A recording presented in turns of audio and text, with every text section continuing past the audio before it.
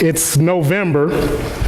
And November, as you all know at this point, because I mention it every year, is National Adoption Month.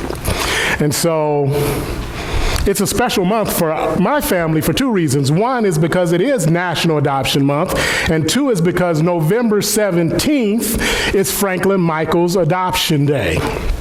And it seems like ever since the beginning, Thurman has just jumped in and sometimes tried to steal Franklin's fire. And you notice how annoyed he looked then. He still looks that way now.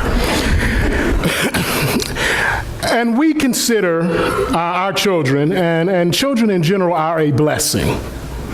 And the thing about adoption that's different from biological children is, you see, they give you an out. They ask you, do you want to do this?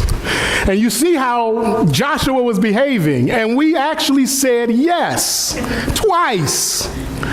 And do we have days, honestly, when we look at each other at night after the children have gone to bed and say, what have we done?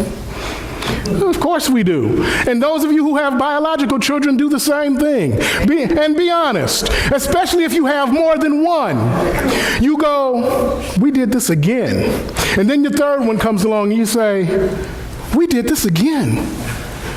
And some of you do it 4 and 5 or 6 times. And every time you have those times when you're looking at each other and say, what were we thinking?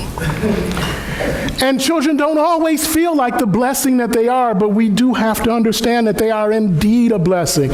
And the greatest blessing for my wife and I is that in a world where parents are told, well, if you don't want to be a parent, you can just terminate the pregnancy, for whatever type of people the biological mothers of my children are, I thank God that they decided to have them. Amen.